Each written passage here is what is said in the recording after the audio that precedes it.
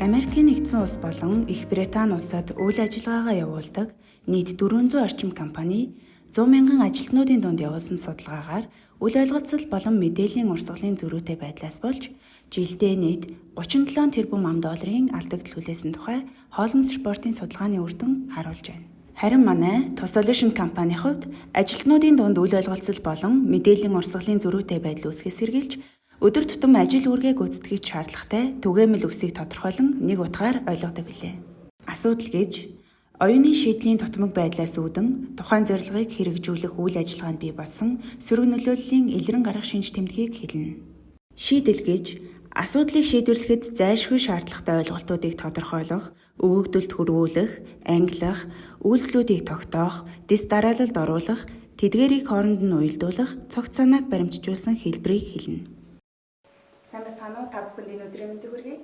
Манай асуудал шийдлийн ярилцлагын эхний дугаар хүрэхэд бэлэн болоод байна. За манай байгууллагын хувьд 330 гаруй байгууллагт бол нийтлэг тулгардаг асуудлуудыг судалсан байгаа. Тэгээд энэ асуудлуудад олон байгууллагууд бол нийтлэгээр тулгардаг ажилтнууд доктор сууршилгүй ажилдаг гэсэн асуудлыг бол энэ удаагийн дугаараар хөндөж ярилцахаар болсон байгаа. За тэгээд өнөөдрийн дугаарт маань Tosolution компаниг гүйцэтгэх захирал Жаргал сайхан оролцож байна. Сайн байна уу? За сайн байна уу. За хоёулаа ярилцлагынхаа хамгийн ихэнд бол ажилтнууд доктор сууршилгүй ажилдаг буюу ажилтнууд доктор сууршилтай ажиллах гэдэг ойлголт яг юу вэ? Ер нь биднес одоо ажилтнууд доктор сууршил гэсэн одоо энэ гурван гол суурь ойлголтыг тойруулж ярих гэж шүү дээ. Тэр эхлээд биднес бол энэ доктортой байна уу, докторгүй байна уу гэдэг энэ дүгнэлтүүдийг хийх, дараа нь доктортой байлгах шийдлийг хайхаасаа өмнө эхлээд ажилтан гэж юу юм, доктор гэж юу юм, суурьшил гэж юу юм, энэ гурван ойлголтуудаар нэг болгох хэрэгтэй л дээ. Тэр энэ гурван ойлголтуудыг нэг болгохгүйгээр бол биднээс цаашаа явах юм бол бидний ярилцсан маань их үр дүнгүй болох гэдэг. Тэр ажилтнууд гэхээр зэрэг биднээс одоо тухайн байгууллагын нэгдсэн зорилго руу нэгдэж орсон үүрэг хүлээгээд мөн тэр үүргийг хэрэгжүүлснээр одоо тодорхой үр шимийг хүртдэг энэ нэг орцогч бүлгийг нь бол биднээс ажилтан гэж байна. За доктор сууршилтай гэдэг дээр биднээс бас яг доктор гэж юу юм, суурьшил гэж юу юм, энийгээ биднээс мэдэхгүйгээр ингэж бахан яриад байдаг. Энэ дээр бол мэдээж хэрэг одоо Монголын 3 сая гаруй хүнийг бүгдээр ингээд яасан одоо хүлээн зөвшөөрүүлсэн тийм ойлголт бол байж болохгүй. Биднээс бол хүн болгон тууж өнгөрүүлсэн амьдрал нь ондоо, туршлага нь ондоо учраас хүн болгон ондоо баг. Тэгэхдээ биднээс хэрвээ яг энэ асуудлыг шийдье гэх юм бол одоо битээр энэ тулгарсан асуудлыг шийдье гэх юм бол битээр ойлголт нэг бодож ижил бидний шийдэх арга яваа болно шүү дээ. Тэгэхээр доктор гэдэг маань болохоор цаг хугацааны хувьд одоо ямар нэг ажлын байр нь өөрчлөлтгүйгээр тэр тухайн ажлын байранда одоо урт хугацаанд доктортой ажиллах одоо байраа солихгүйгээр ажиллана гэсэн энэ санаа байна. Тэ? Суурьшил гэхээр зэрэг бас нэг асуудал гарч ирээд байгаа. Биднес ч монголчууд ч нэг юугаа их хэрэгэлдэг. Холбоо үг хэрэгэлдэг. Тэ?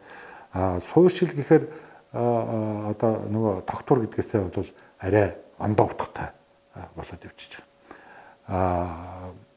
Нөгөө доктортой гэдэг бол тухайн хэв шинжин цаг хугацааны хувьд бол доктортой байна гэж байгаа бол суурьшил гэдэг нь нөгөө одоо ажилтан маань тэр нэг газар байршсан тэр байршилтай нөлөө холбоотой. Цаг хугацаа тэгээд дээр нь байршил. Тэгээд энэ байршил нь тодорхой цаг хугацаанд одоо өөрчлөгдөхгүйгээр байж байгааг бол одоо бид нас суурьшилтай гэж хэлэх юм шүү дээ. Тэр ажилтнууд доктор суурьшилтай ажиллана гэдэг чинь манай байгууллагад одоо тодорхой үүрэг хүлээж эрх худалдаг үр шим хүртдэг тодорхой бүлэг өмсүүд нь ажлын байраа солихгүйгээр тодорхой урт хугацаанд доктортой суурьшилтай ажиллана гэсэн ийм санаа гарч ирж байна. Тэгвэл ажилтнууд доктор суурьшилтай ажиллаж байгаа эсхийг хэмжүүр үзүүлдэг байдаг. Мөн энэ хэмжүүр үзүүлэлт нь ямар түвшинд очихороо бид нэр доктор суурьшилтай ажиллахгүй байна гэж дүгнэх вэ? Энэ альва одоо биднээс энэ сая биднээс ингээд нөгөө тодорхой суурь ойлголтуудынхаа хэв шинжүүдийг тойруулж ярьж штэ тий. Тэр энэ хэв шинжүүдийг тойруулж ярихаар барахгүй тэр хэв шинжүүдийг тоон хэмжигдэх хэлбэр рүү оруулах нь бидэнд их чухал. Тэр лөө оруулахгүй бол биднээс дахиад нөгөө ерөнхийгээр ингээд яриад явчихад байгаа байхгүй. Тэгэхээр нэг нь хүний хувьд бол нэг тоо хэмжүүр байхгүй болохоор зэрэг энэ хүн доктортай ажиллаж байна гэдэг. Нөгөө хүн нь болохоор зэрэг үгүй докторгүй ажиллаж байна гэдэг.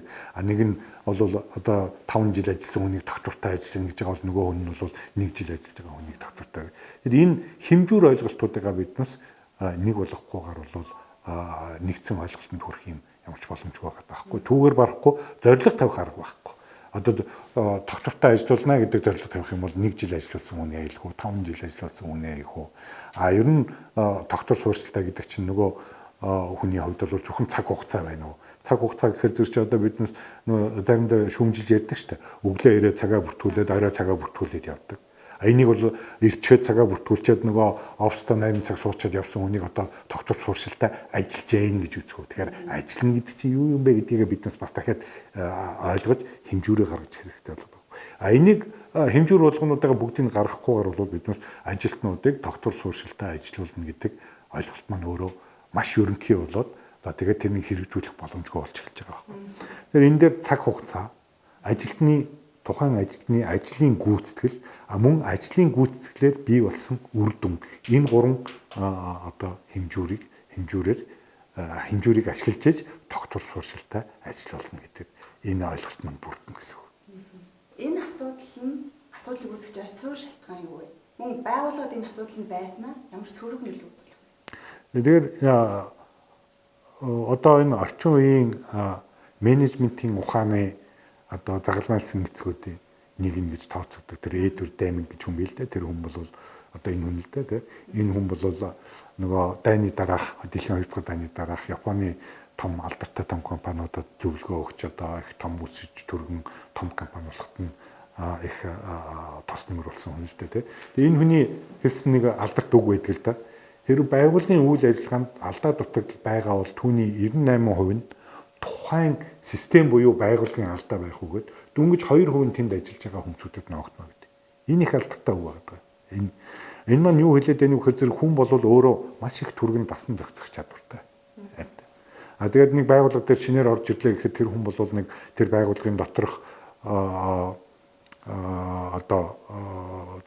зохион байгуулалт бүтээц хүлээх үүрэг хариуцлагын тогтолцоонуудыг бүрэн ойлгоно гэхэд бол ерөөсөө нэг их л бодож нэг 7 хоногийн дотор бол тэр хүн дороо мэдэрч мэдэрнэ. Тэгэл тэнд бол хариуцлагагүй бол нөгөө он чинь бас л хариуцлагагүй л байж байна. Их өндөр хариуцлагатай хатуус эхлэхтэй бол тэрэнд нь захирагтаал ингэж явж байгаа тийм. Тэр энэ дээрээс бол биднес юу хэлж болох вэ гэхээр тэр тухайн хүндээ асуудал байгаа биш. Тэр тухайн хүн ямар нэг байдлаар тогтвор суурьшилгүй ажиллаж байгаа бол нөгөө тэр хүний ажиллаж байгаа энэ систем буюу байгууллага маань тэр хүний тодорхой хэрэгцээ шаардлагыг хангаж чадахгүй байна л гэж ингэж ойлгох хэрэгтэй. Тэр суурь шалтгаан нь болохоор зэрэг нөгөө байгууллага дотроо байгууллагын зохион байгуулалтын бүтээсэн менежментийн арга барил эндээс л биднес тэр тухайн хүний одоо тогтвор суурьшилгүй ажиллаж байгаа тогтвор суурьшилгүй байгаа дахин нэг ажилд ороод нэг хүн гараад ингээ хөдөлгөөн их байгаагийн суурь шалтгааныг бол биднес байгууллага дээрээс л хайх хэрэгтэй болоод байгаа байхгүй. Одоо байгууллагууд нийтлэхээр ямар шийдлүүдийг ашиглаж байна?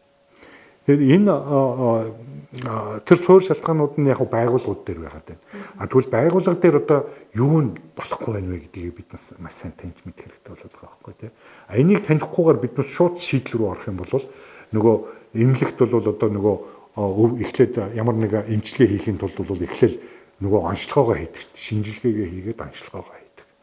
Тэр шинжилгээ онцлогоо байхгүйгээр бол одоо шууд шийдэл рүү орох гэдэг манай уламжлалт одоо нэг арга барил бол тэр байгаад байна. Тэгэхээр шинжлэх хэрэгтэй. Шинжлэхийн тулд дахиад түрүүний хэлдэг нөгөө нэг өгөгдөл хэмжүүр энэ тоон утгууд чинь бүгдээр нь биднээс цуглуулах хэрэгтэй байгаа байхгүй. За онол талаас нь ярих юм бол тэр байгууллагад доктор суурьшилгүй одоо тэр байнгын ажилтны хөдөлгөөн үүсгэж яадаг хид хідэн суурь шалтгаан бий. За нэгдүгээрт нь бол тэр байгууллага чинь бол хүн тэр байгууллага руу шилж одоо ажилд орно гэхээр зэрэг тэр хүн тодорхой өөрийнхөө хэрэгцээг хангах гэж орж байгаа. За тэр нь бол биднес тэр хэрэгцээг нь зөвхөн мөнгөөр хэмжиж идэг. Тэр мөнгөөр хэмжнэ гэхээр зэрэг чинь нөгөө мөнгөөр хэмжигдэггүй одоо бас хэрэгцээнүүд байна. Жишээлбэл тэр хүн бол одоо шинэ юм бүтээх сонирхолтой эсвэл одоо нөгөө тодорхой хамт олонны дунд орж ажиллах сонирхолтой тэр цалинтай цалингүй тэр хүн чинь өөрийнх нь суур хэрэгцээ нэгээд байгаа байхгүй тий. Тэр энэ суур хэрэгцээг биднес таних хэрэгтэй. Энэ суур хэрэгцээг таньж мэдхийн тулд бол энэ одоо хин Макс Ник гэж хүний гаргасан англи байгаа л да. Энэ 9 суур хэрэгцээний энэ англи байгаа. Энийг бид ажил олгогч болгон бол энийг сайн мэдэх хэрэгтэй. Тэр тухайн ажилтан маань бол тэр байгууллагад бол зөвхөн одоо энэ амжиргаагаа залгуулахын тулд зөвхөн цалин авч авахын тулд бол ажиллаж байгаа биш байхгүй. Тэр хүн бол ийм 9 суур хэрэгцээтэй. Энэ ойр дотн байх, найз нөхөдтэй байх, хамтран ажиллагчтай байх, юм таньж мэдэх, тэгээд аливаа асуудлыг шийдэхэд оролцох, бас бодох, сэтгэх, бүтээх, өөрийгөө илэрхийлэх энэ бүх одоо хэрэгцээг биднээс таньж мэдчихэж нөгөө хүн маань одоо тэр байгууллагад доктортой ажиллах нь үгүй юу гэдгийг биднээс таньж мэддэг. Өнөөдөр яаж ийм нөхөр уламжлалгаар бол нөгөө өндөр цалин эсвэл одоо нөгөө өндөр үнэтэй машин авч өгдөг ч юм уу, байр авч өгдөг ч юм уу. Тэгэл дараа нь албадлагаар одоо нэг гэрээ хий чинь. За чи 5 жил манай доктортой ажиллах юм бол чи нэг байртай байж шүү. Тэгэл 5 жилийн дотор бол одоо нөгөө хүн чинь яг тэнд уяатай байдаг байхгүй. Тэгэхээр энийг бид нар сайн таньж мэдэх юм бол яг нөгөө нэг хүний чинь ажлаа гүйцэтгэхэд ямар хэрэгцээнд хангах уу гэдгийг бид нар сайн ойлгох юм бол тэр хүнд бол нөгөө энэ хэрэгцээнд хангаж байгаа хүн бол нөгөө заавал одоо их өндөр үнээр нэг машин байшин нэхэд ингэж яваад байхгүй шүү дээ. Энэ хүн бол янз бүрийн хэрэгтэй. Энэ 9 хэрэгцээнд хангах боломжийг биднес бүрдүүлчих хэрэгтэй болоод байгаа байхгүй. Нөгөө нэг юм нь болохоор зэрэг биднес энэ ажил гэдэг суур ойлголтоо биднес сайн гаргаж ирэхгүй байдаг. Энэ ажил гэхээр хамгийн түрүүнд биднес ажил хийн үү, ямар нэг юм ярина уу, ямар нэг үйлдэл хийхийн өмнө бол хүн заавал ихлэ боддог. Тэр бодно гэдэг маань юу юм бэ гэхээр зэрэг биднес нөгөө хариултаа өгч чадахгүй ингээ бүгдээрээ юу хат явчихдаг. Одоо төөрөд явчихдаг. Саяхан өнөөдөр ихэд би нэг лекц уншиж байгаад тэр дунд нэг хүмүүсээс чи бодно гэж юу юм бэ хэлээд ихээр зэрэг за байж би бодоодох гэж байгаа байхгүй. Тэг бодно гэдгийг бодож ин гэд. За тэгвэл чи одоо яг юу бодоод юу хийгээд байгааг надад хэлээд ихээр зэрэг хэлж чадахгүй байгаа байхгүй. Бодно гэдэг чинь өөрөө юу юм. Бодно гэдэг бол өөрөө их төвөгтэй процесс л да тий. Тэрнийгээ биднес өөрөө сайн таньж мэдэхгүй болохоор нөгөөт бодно би тэгж бодож чинь чи тэгж бодож чинь гэдэг ингээд яваад байгаа. Тэр энэ бодно гэдэг процессыг бол би үгээр тайлбарснаас ингээд зүгээр дүрсээр тайлбарчвал хялбар гэж бодоод байгаа. Энэ дээр яаж юм одоо бодно гэдэг чи эхлээл одоо нүдэрээ харан чихээрээ сонсон хамраараа үнэрлэн хэлээрээ мэдэрнэ гараараа мэдэрнэ гэл ингээл тэгээд тэрний үр дүнд юу бий болдгоо өгдлүүд бий болно өгдлүүдээ боловсруулна тэгсний дараа бол одоо нөгөөх маань мэдээлэл болно мэдээллүүдээ боловсруулна тэгэхээр мэдлэг болно энэ дүгнэлт гаргаад байгаа чинь биднес мэдлэгийг үйлдвэрлээд байгаа хэрэг шүү дээ тэгээд дараа нь нөгөө олон мэдлгүүдийг нийлүүлэхээр зэрэг нөгөө шийдэл гэдэг юм чинь гарч ирнэ те асуудлыг шийдэх шийдэл тэр яг нөгөө нэг энэ байгууллага дээр уламжлалт одоо аргаар доктор суурьшлыг хангах гэдэг байгаа нь болохоор зэрэг энийг танихгүй хүн бол нөгөө альва зүйлийг бүтээх тэ бол дандаа бодох сэтгэх энэ процессууд гэж байгаа. Энэ хэрэгцээнд хангаж байгаа хүн бол ер нь баг хөөсөн ч явахгүй те. Тэгэхгүй зүгээр чамд $10 өгнө, $10 төгрөгийн цалин өгнө гэдэг одоо гол манай уламжлалт аргын одоо сул тал нь бол тэрэн дээр байгаа байхгүй. Тэгвэл үүнээс улгаалаад яг тус шийдлийн онцлог таваад байна. Тэг. Яг гол одоо хоёр хэв шинжийг би энд хэлж болно гэж бодож байна. Манай одоо системийн инженерлэлээр суурилсан шийдлийн доктор суурьштай ажиллах тэр хоёр шийдэл байна. Энэ шийдлийн гол хоёр онцлог хэв шинж байна. Нэгдүгээрх нь бол биднес түрүүн сая одоо энэ дээр дахиад ингэж толгойд ирээ. Хүн альва ажлыг хийнэ гэхэд бол яг л энэ сэтгэн бодох энэ дарааллыг одоо яв цам мөрдөх хэрэгтэй. Тэгэхээр энэ маань бол нөгөө талаас нь юу гэхээр тэр эн чинь танин мэдэх процесс байхгүй бодно зэгцний сэтгэн гэдэг чинь. Тэгэхээр нөгөө ажилтан маань ажлаа гүйцэтгэж явахдаа өөрөө юм таньж мэдээд байгаа байхгүй юм таньж мэдээд байгаа. Энэ таньж мэдж байгаа нь бол тэр хүнд чинь өөрт нь үлдчихэж байгаа хэрэг. Тэ хүн ажлаа хийгээ дээр нь мөнгө авна. Тэр таньж мэднэ гэдэг чинь нөгөө хүн чинь өөртөө юм хийгээд байгаа хэрэг шүү дээ тэ. Тэгэхээр энэ бол одоо бидний сэтгэлгээний алгоритмыг суурьудгаж авч байгаа юм том давуу тал нь тэр. Хоёр дахь нь бол нөгөө нэг түрүүний ярьдаг 9 хэрэгцээнд хангах хэрэгтэй тэр. Биднээс тэр 9 хэрэгцээнийх нь өнцгөөс харж нөгөө шийдлүүдэд хайх хэрэгтэй. Манай системийн инженерчлийн арга бол яг чухам тэр 9 хэрэгцээнд хангагдж байхаар л ажлыг нь байран дээр биднээс хүмүүсүүдийг одоо санд болгож байгаа гэсэн үг шүү дээ. Тэгээ энэ 9 хэрэгцээнд зэрэг хангаж байгаа хүн бол маш сэтгэл ханамжтай байна. Тэгээд тэрнийгээ бол биднээс одоо гоё үгээр хэлэх юм бол нөгөө ад жаргалтай. Энэ 9 хэрэгцээнд зэрэг хангаж байгаа хүн бол одоо чи яв гэд хөөсөн ч гэсэн явахгүй л байхгүй тий. Тэр хэрээр яг нөгөө хүн чинь нөгөө таны мэдэх процессыг хийж байна. Энэ чөлөөтэй бод сэтгэл нөгөө байгууллагада болон өөртөө баялаг бүтээн, үн цэнийг бүтээн. Тэрүүгээр өөрийгөө илэрхийлэн тэрнээс одоо амжиргаа нь сайжирна. Одоо энэ аюулгүй байдал нь баталгаатай болно гэд. Энэ 9 хэрэгцээ чинь бол яг дагаж явж байгаа байхгүй тий. Энэ хэрэгцээг нь хангах бүрэн хангах үс ийм шийдлүүдийг л биднээс санал болгож байгаа гэж хэлж болохоор байхгүй. За маш сонирхолтой ярилцлага өрнүүлээ. Ингээд манай байгууллагын талаар илүү дэлгэрэнгүй мэдээлэл авахыг хүсвэл та дараах холбоосоо дээр авч бидэнтэй холбогдоорой. Тэгээд бидэнтэй ярилцсан танд баярлалаа. Дараагийн дугаараар дахин уулзлаа. Түр баярлалаа.